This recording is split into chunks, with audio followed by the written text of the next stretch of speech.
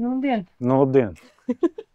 Kā tu jūties, ja tev būtu jāizmēra savu jušanās skala šobrīd? No 1 līdz 10. Šodien vai vispār tādā kaut kādā... Labi, sāksim šodien, tagad. Šodien tāds 6. Kāpēc tik maz? Satraucies esmu. Kāpēc tu satraucies? Parasti nefilmē mani mājās. Nevis mājās, bet Vispār nefilmē. nefilmē. Līga dažreiz tur tiem viļikiem, bet tas jau savādāk. Tas nav savādāk, tas tieši tāpat. Nē, tas tāds Nē. amzieris vairāk. Kāpēc tev filmēšana satrauc? Man nepatīk savu balss, kā skan. Mēs uzliksim kaut kā. Tad zemo kaut kādu oktāvistu. Tad var. Kaut kādu basu virsū, vai tu gribi vēl kaut kādu citu, kaut kādu līmeni? Nē, zemāk, lai izklausās. Zemāk izklausās, jā. Tāda nopietnā. To var izdarīt. Ārmans var visu. Jā, labi. Tad es vairs neuztraucos. Tad var Tad ir 10. Labi, un dzīvē vispār, ja tev jāvērtē no 1 līdz 10. Kaut kur tāds starp 8 un 9. Tas labs rezultāts. Jā. Absolūti. Mēs noteikti parunāsim par to, kā tu tik augstu esi nonācis. Kur augsts? Līdz 8. 9. Jā. Tas ir augsts. Bet vispār tu uzskati, ka tu dzīvē esi augstu nonācis? Nē. Kāpēc? Es jau nekur nāc baigi kāpis. Pa karjeras kāpnē. No karjeras. Tas jau. Kas vienam augsts, tas otram jau nekas nav. Tu domā? Jā. Nu labi, parunāsim par to, no kurienes tu esi radies. Mēs jau runājām, ka tu esi īstenībā Strenču. Es esmu Strenču puika, jā. Piedzimīji lauku mājā? Vai? Nē. Es piedzimu Smiltenē, kur Abuls. Jā. Smiltenē, tu tā visu tavu bērnību bija laukos? Nosacīt, jā. Man mamma ārsts, viņa mācījās. Es piedzimu viņai kādā pirmā, otrā kursā. Tad, principā bērnībā es uzaugu pie mammas vecākiem. Tā, lielāko tādu, cik es atceros, tādu dzīves daļu. Pie vecākiem, tā kā viņi bija tie tavi galvenie audzinātāji, ja? Nosacīt, jā, mamma tur, cik es tā atceros, es jau tādu galīgo bērnību, 2-3 gadus es neatceros. Tik ļoti. Bet tu zini, tik ļoti neatceries, bet tu... Nē, viss tās atmiņas manas ar Strenčiem, tādas bērnības riktīgās. Es arī pārējiem taviem kolēģiem jautāju par to, vai, kāda ir viņu varbūt pirmā tāda apzinātā atmiņa, ko viņi atcerās no bērnības. Es nezinu, vai tā ir pirmā, bet tā ir tāda, ko es, kopš tā man ir mazliet tāda trauma. Draugi un kolēģi zina, ka es neciešu zaļos zirnīšus konservētus. Kāpēc? Tāpēc, ka es biju, mamma dzīvoja kopmītnēs, studiju laikā, un es biju kaut kad ciemos pie viņas, un mēs aizbraucām, un es piegāju pie leduskapa, un es atceros to gaismiņu, un durvīs stāvēja zaļo zirnīšu buņģiņa atvērta, un es kaut kā paņēmu ēdu, un viņi tur pirms tam laikam kādu laiku tas leduskaps bija izslēgts, un tie zirnīši nebija tā pirmā svaiguma. Un tu viņu ieduši. Un kopš tā laika man... Iespējams, es neizvēlos, jā.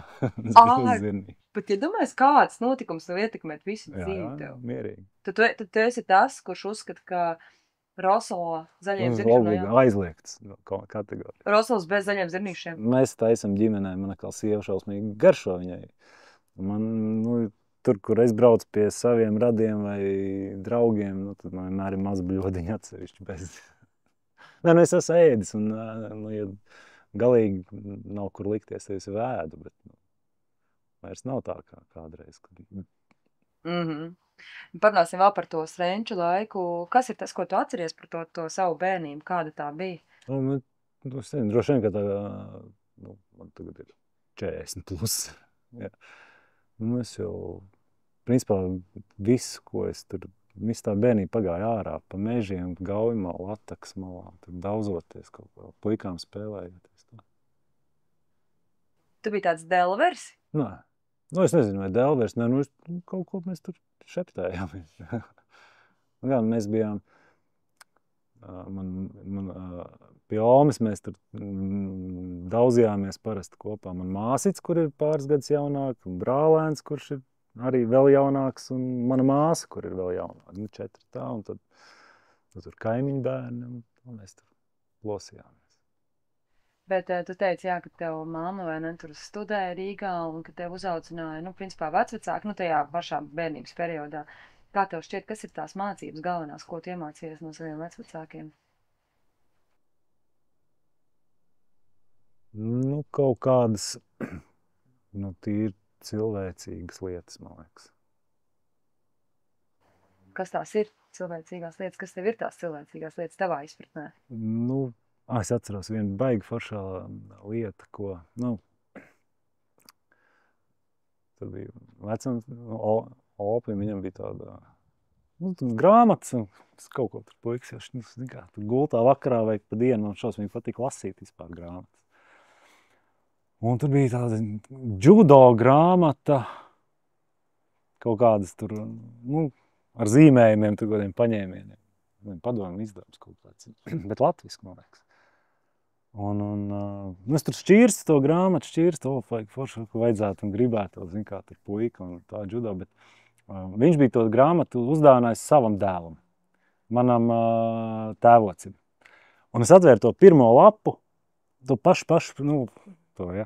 Un tur bija rakstīts, tā galvenā doma bija, paliec vienmēr cilvēks. Tā kā, kā viss tu nedari otram to, kas tev nepatīk, un kaut kādas, arī to, ka bez kaut kāda darba jau nekāda augļa reāli nebūs. Vecais tēvs man iemācīja to, vismaz tā visu laiku apzinīgi es to tagad saprotu, ka visu laiku tā potēja. Ka, tas, ko tu esi iemācījies, tas, ko tu zini, to tev neviens nevar atņemt. Mantas tur nāk iet, tajā laikā jau beigās mantas tur nebija. Vai tas, ko tu zini, vai tas, ko tu esi iemācījies, apgūst muzikas skolu. To visu. Tās mācības arī, kuras tu mācījies no vecvecākiem, kā tev šķiet, kā tas vairāk bija? Vai tas bija caur sarunām? Vai tas bija caur darbiem? Caur sadzīvi. Caur notikumiem, ja? Tad jau, ka nāca kaut kādas tur tīņu vecums, tad jau dabūja arī brāzienu no vecā tēva, bet, pelnīt. Tev bija kādi lielākie nedarbi, ko tu atceries? Tāds beigās sūdzes netaisīja. Tomēr... Tā apzinīgi kaut kādas, tādas ļaunas lietas. Kaut kādas tur asaru gāzi netīšām brālēnam iepūta acīs. Netīšām, negribēju. Kas viņš nezināja, ka tik tuvu viņi darbojās. No baloniņa. Pilnīgi netīšām. Iepūtās. Iepūtās. Bet skolā kā tev gāja? Kāds tev? Es biju diezgan tāds arī, tad pirmo, otro klases es tā ļoti neatceros, tur es mācījos Strenču skolā. Tad es pārgāju 3. klasē uz Valmieru. Un, tas nebija tāds vieglākais periods dzīve. Kāpēc? Tāpatās, kā puika no Strenča, tur šī tāds.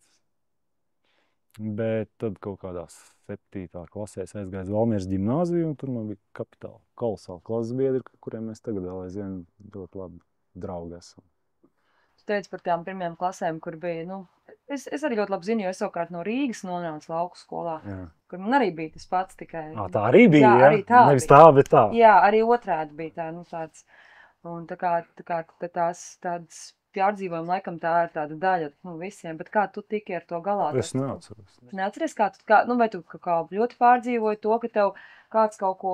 Skaidrs, ka pārdzīvoji. Kā tu nepārdzīvoji? Bet, tas arī bija kaut kāds bišķi, tas 90. gadu sākums. Arī, kaut kam tur kaut kas bija, un lielākā daļa nekā nebija. Tur bija foršie, neforši, netik foršie. Tas tā līdz 7. klasē. Bet tā, Tev skolā patika jau pēc tam sanāk, no 7. kad sāks tās ķīmijas, fizikas, viss. Tas man patika. Tas arī bija tā, tava vilkme bija tie egzaktie priekšmeti, jā? Nu, es nevarētu teikt, ka es biju šausmīgi tur čakls. Bet kaut kā man liels mokas tas nesagādā. Un kurš bija tas brīdis, kad tu sapratīji, ka tava vilkme būs medicīna vai ir medicīna? Man liekas, ka vidusskola, nu tāda apzināta vidusskola. Bet tā neapzināti tur jau tas viss kaut kā tas fons un mamma ārsts un tēva brālis ārsts. Un tad es atceros vēl kaut kad, tad es domāju, kaut ko jau prasīs, nu kad tu tur tā izdomāji.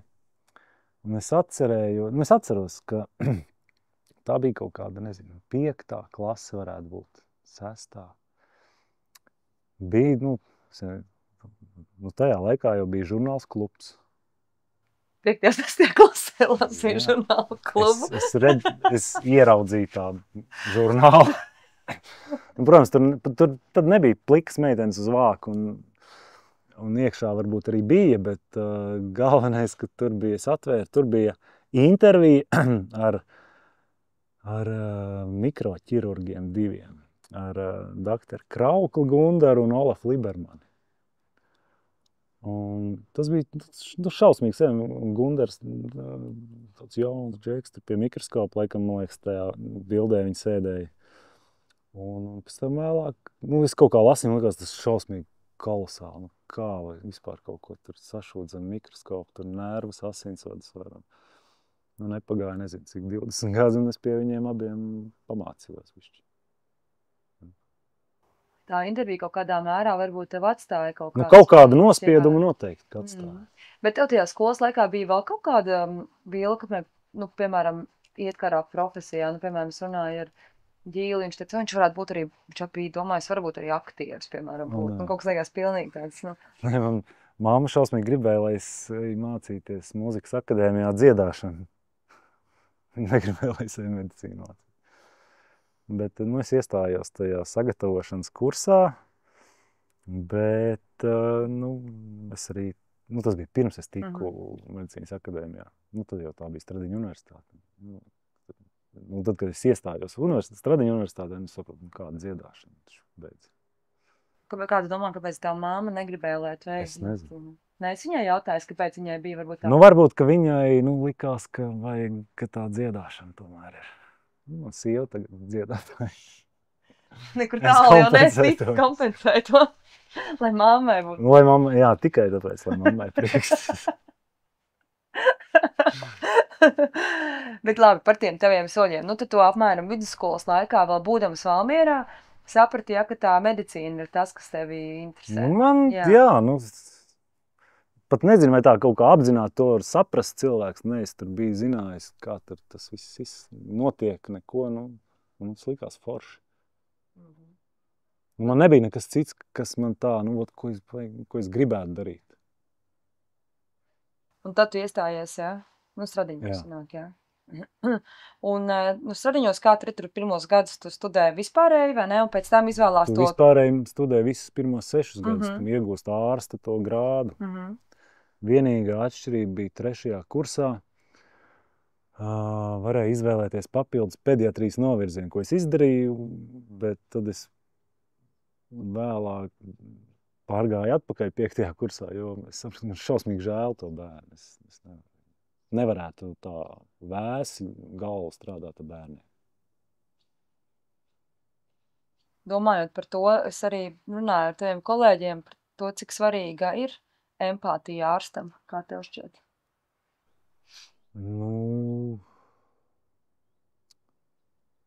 Tas jau ir pamats. Man šausmīgi atkal es te šausminos, bet man ir bijusi tā laime strādāt gan privātās iestādēs, gan ar valsts pacientiem. Un sākotnēji jau rezidentūrā, jau plastiskajā ķirurģijā, mikroķirurģijas centrā, tas kontingents jau ļoti, ļoti dažāds. Tur jau viss tā rekonstruktīvā mikroķirurģija, tad dežūrās tev varēja atvest bezpajumtnieku, kuram dziļi vienalga, kas ar viņu notiek, un ļoti smalku. Tur kundziņi, ja, kurš taisot kaut kādu vīnu glāzi, bija pārgriezis tur nervus. Bet, nu, arī pret to bezpajumtnieku iemācījāmies attiekties ar cieņu. Nu. Jo, nu, ir jau arī daudz sliktu piemēru. Nu, es nerunāju par plastikas ķirurgiem, tur, bet nu, dažādas tādas vecākas padomju paudzes. Tur. Nu, tas bija tas, ko es ceru sapratām, ka mēs negribam tā. Arī tagad Stradiņos strādājot tajā krūts vienībā, krūts centrā. Tie pacienti, viņiem tas smagas diagnozes, vēzis un tā.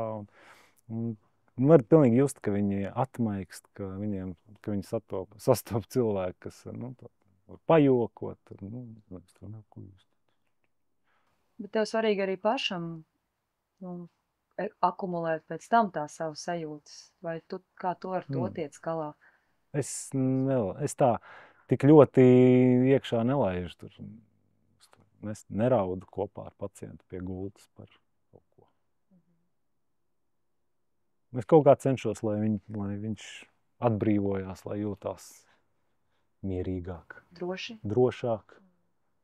Lai nav, ka tur ienācis kaut kāds stīvais profesors un tagad visi. Tur jāpieceļās uz kruķiem, Arī tā pieredze ārzemēs jau ir diezgan padaudz bijusi.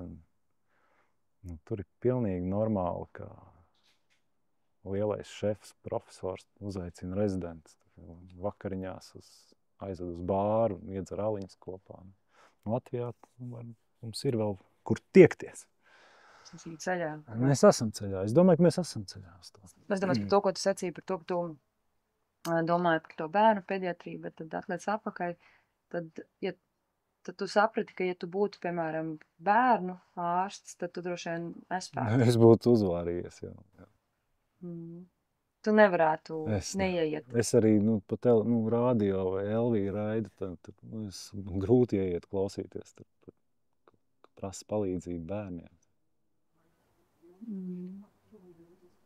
Tas tev tā vienmēr ir bijis, vai tas ir tad arī, kad tev pašam ir bērni, tad arī vēl citādi? Mani bērni uzskata, ka es esmu droši vien stingrais kaut kāds tētis, kurš cieta seja tāds. Kurš bija tas brīdis, kad tu saprati, ka tieši, vai kas bija tas, kas tevi kā aizvirzīja tie dzīves krustpunkti, kas tevi aizvirzīja tieši uz plastikas ķirurģiju? Tur atkal ir stāsts par nejaušībām. Es pie savu tēvu brāļa, anesteziologu, un es dzīvoju tur Kojās, kopmītnēs tos pirmos 5 gadus. Un tur vienā reizē viņš uzaicināja savu dzimšanas dienu, atbrauc tur, forši paēst, aizbraukt. Tur bija viņa draugi atkal. Viens no tiem bija doktors Jānis Krustiņš, kurš ir tajā laikā bija mikroķirurģijas centrā,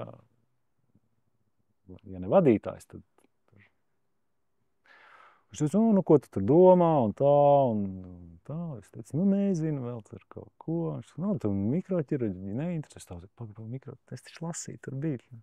Jā, es aizgāju paskatīties, un tā es kaut kā āķis lūpā bija. Kā tev šķiet, kas tev to āķi radīja? Kas ir tā burvība, ko tu saskatīji tieši tajā mikroķirurģijā? Kas ir tā vilkme, kas lika tev tai sirdīt, kā sajiet vienā ritmā ar to? To jau uzreiz tā nesaprāt. Tur, pēc tam jau ejot ilgāk, tu saproti, ka tā nozara ir nenormāli plaša. Tur ir viss cilvēks, tur nav nevienu specialitāti nenonicinot šobrīd, bet reāli plastikas ķirurgs pārvalda visu cilvēku ķermeni, lai viņš nelien tur dobumos, un tur smadzenes neoperē, un vēda ar dobumu orgānus, bet jebko. Tev tā tieši tas plašums bija tas, kas tev likās? Plašums, smalkums, nians, tas viss. Domājot jau par to tavu karjeru, un tu atceries, kā tu pievienojies arī ģīļu klīnikai? Es atceros, tāpēc, ka rezidentūras beigās ir eksāmens jākārto visiem. Un eksāmens notika pie doktora Ģīļa klīnikā. Un, nu, eksāmens tur nosvīdis slapš, viss beidzās, viss kārtībā. Un tur mazs furšetiņš un tā. Un tad beigās, kad jau viss bija prom, es vēl tur kaut ko. Un tad, nu, doktors Ģīls jautāja, nu, ja nu tu kādreiz esi domās par praksi estētiskā ķirurģijā, tad viņš būtu ļoti priecīgs redzēt pie sevis. Nu, tā es sākumā tā, tad es vēl tur bišķiņ pamuļājos ar to rekonstruktīvo mikroķirurģiju un sapratu, ka es kaut kā vairs nenoķeru to. Es nevarēju atrast tādu savu sirds lietu, kas man tur tā tik ļoti patiktu, ka man... Nu, tad es sāku to estētisko ķirurģiju rušināt, un tā tur es esmu palicis. Tad tā ir tavs sirds lieta tagad? Nu, droši vien, jā. Nu, atkal. Tas kaut kā cikliski. Nu, tu kaut ko vienu katru dienu darot arī apnīk. Nu, piemēram, ja man būtu katru dienu tikai jāpalielina krūtis, nu, droši vien, ka tas vienā brīdī paliek. Tādu, nu, nebūtu liela atšķirība, vai tu fasē konservus tur cehā vai štancē implants. Un tad atkal nāca izaicinājums no stradiņiem. Ansis palūdza tur palīgā, pat cik man bija tas rekonstruktīvās mikroķirurģijas backgrounds. Un tā mēs tur sākām arī.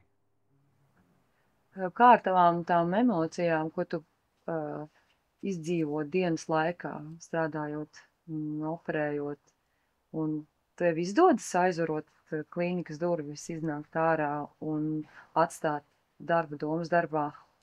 Nu, ja viss ir labi, tad jā. Nu, parasti arī ir labi. Ja nav, tad kādu brīdi ir tur jāpadomā. Ar to jāpaņmenedžē, bet... Un ko tu dari, lai tu smelto spēku un enerģiju darbam?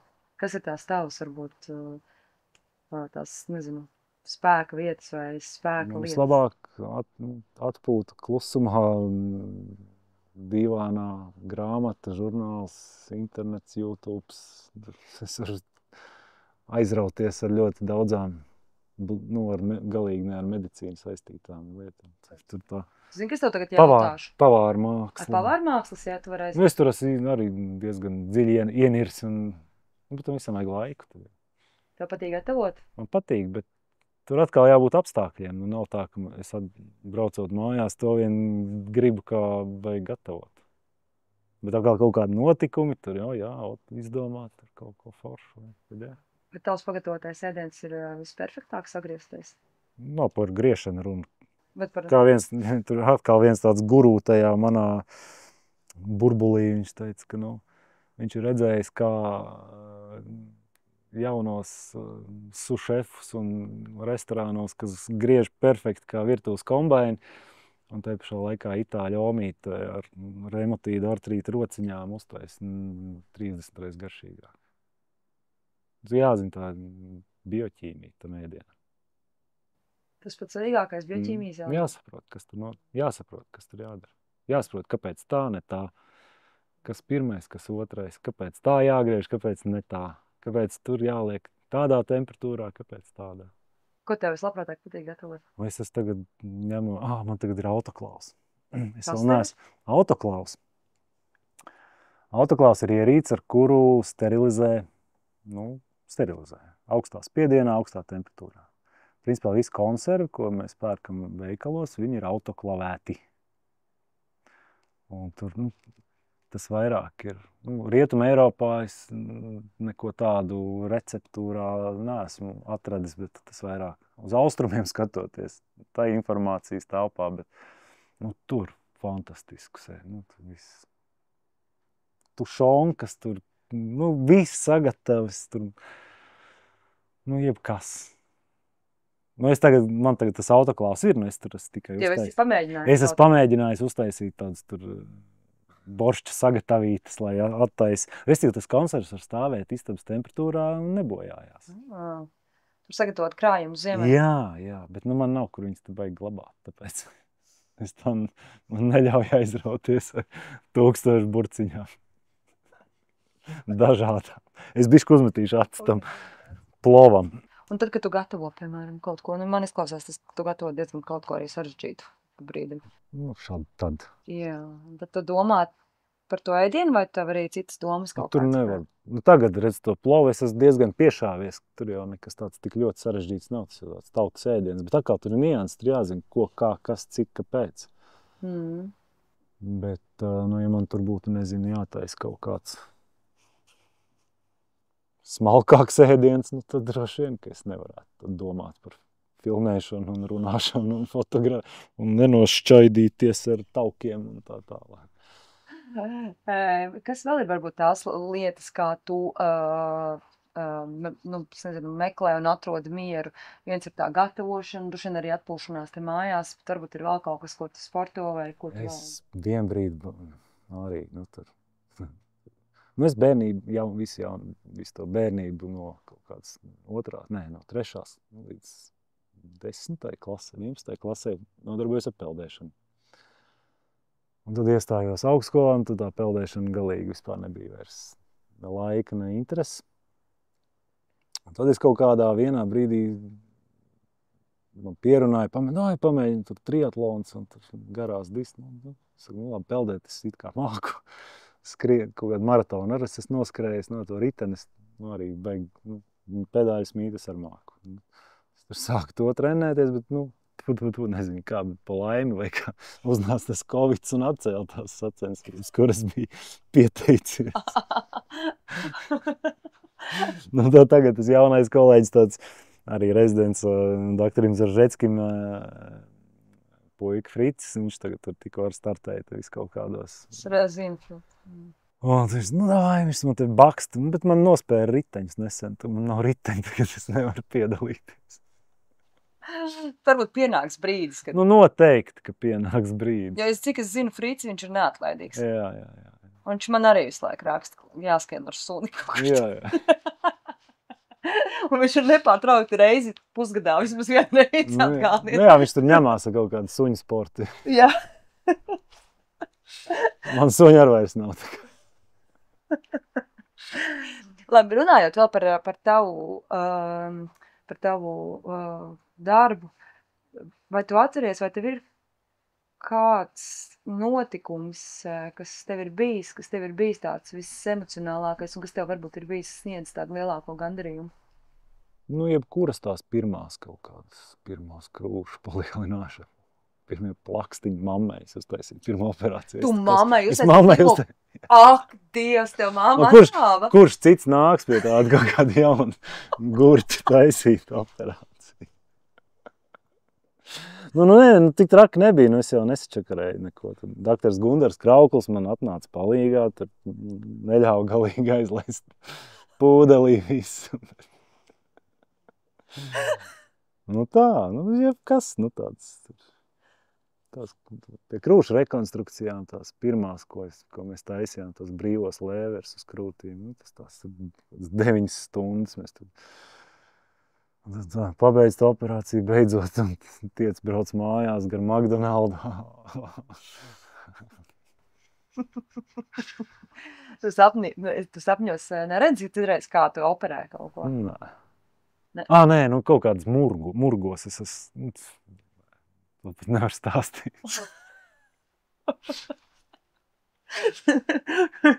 No rīta pamostās. Jā, nē, paldies. Nē, viss kārtībā. Sev kaut?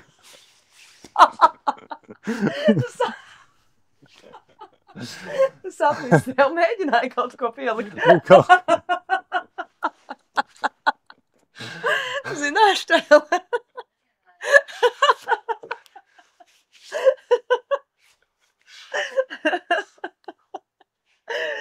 Mēs runājām ar teviem arī kolēģiem par to, ka viņiem, Ansim īpaši, ka viņam ļoti patīk adrenalīns ikdienā, ka viņam ir nepieciešams, lai viņš sajustos labi.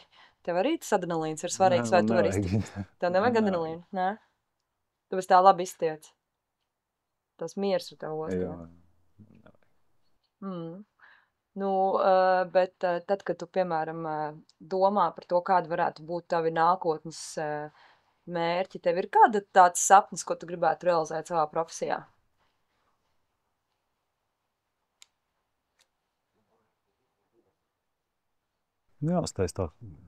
Jāuztais smuka, forša klīnika.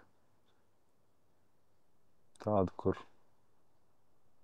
brauc ne tikai tāpēc, ka mēs esam forši ārsti, bet tāpēc, ka tur ir forši. Bet no operācijām, tā. Kaut kāds, man liekas, ka ļoti, ļoti maz ir kaut kāda operācija, kuras es neesmu taisījis, vai kuras tā, ka es noteikti gribētu, tādas nav. Tās, kuras es gribēju, tās visas ir. Es arī ar Anciņu runāju par to, par runāšanu ar cilvēkiem, ar pacientiem, kas nonāk pie tevis. Un ka vienmēr ir, ir dažādas, protams, situācijas. Katra ir pilnīgi citādāka situācija. Un ir reizes, kad arī varbūt pacientiem ir jāpasaka lietas, ko viņi negrib dzirdēt, vai viņi nav gatavi dzirdēt. Vai kā tu tiec galā ar šādām situācijām? Kā tu sarunājies tādās reizēs? Ja pacients nāk uz konsultāciju pie manis, es pasaku, ka tas nav mērķtiecīgi, tas nav vajadzīgs. Es to nedarīšu, ir vēl tur čupa ar ārstiem, un droši varat mēģināt citur. Kad jau ir kaut kā, ja ir kaut kādas jau problēmas, tad vislabākais, ko es varu darīt, ir būt viņam visu laiku līdzās, kamēr tas viss tiek atrisināts. Kā tev šķiet, kā ārsts var radīt pacientam to sajūtu, ka viņš ir visu laiku līdzās? Arī reizē, to, ko mēs runājam iepriekš, pasargājot savas emocijas, savus no tādām situācijām tur beigi nepasargās sevi. Viņas ir tādas. Tad vienkārši ir jādara viss tas, ko es reāli varu izdarīt. Un ja es nevaru izdarīt, tad es meklēju kādu, kas var izdarīt. Kā tev šķiet, vai tu bieži tā kā dari vairāk nekā vajadzētu darīt? Es nedaru vairāk, kā vajag darīt. Ka tu vienkārši iesaisties vairāk nekā piemēram, vajadzētu iesaistīties, ne? Es neiesaistos vairāk nekā tu vienkārši tā kā izvērtē tās situācijas, kādas viņas ir. Labi, tad mēs varam uztaisīt pirmo pauzīti, un tad mēs mainām drēbes, un ir otrā intervija. Vēl otrā? Jā, protams, šī ir pagājusi kāds 40.